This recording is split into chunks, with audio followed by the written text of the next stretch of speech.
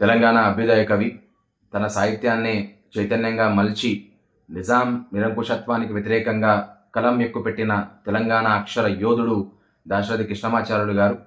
వారు నా తెలంగాణ కోటి రత్నాల వీణ అంటూ తన అగ్నిధారలో కావచ్చు, తీవ్రంలో సమరంలో కావచ్చు, ఇలాంటి అనేక మహాకావ్యాలలో రాయడం జరిగింది. వారు రాసినటువంటి ఒక్క పాట సమాజం పట్ల ఆయనకున్న అవగాహన కావచ్చు, సమాజంలో జరిగే పరిణామాలు కావచ్చు, సమాజం పట్ల ప్రజలకు ఉండాల్సిన అవగాహనను కూడా ఆయన చెప్పడం జరిగింది.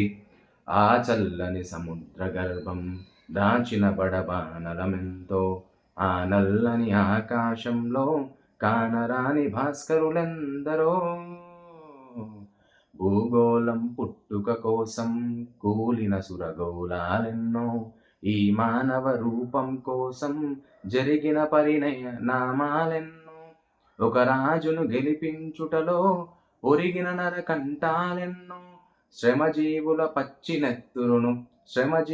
పచ్చినెత్తురును తాగని ధనవంతులెందరో, అన్నార్తులు అనాథలుండని ఆనవయుగమదెంత దూరం, కరువంటూ కాటకమంటూ కనిపించని కాలాలెప్పుడు, అనగారిన అగ్ని పర్వతం కనిపెంచిన లావాయంతో, ఆకలితో చచ్చే పేదల శోకంలో కోపం ఎంతో, పసిపాపల నిదుర కనులలో ముసిరిన భవితవ్యం ఎంతో, గాయపడిన కవి గుండెలలో రాయబడని కావ్యాలెన్నో, కులమతాల సుడిగుండాలకు బలి అయిన పవిత్రులెందరో, ఈ భరతావని బలపరాక్రమం చెరవీడేదింకెన్నాళ్ళకో, ఆ చల్లని సముద్ర గర్భం దాచిన బడబానలమెంతో, ఈ ఆ నల్లని ఆకాశంలో కానరాని భాస్కరులెందరో.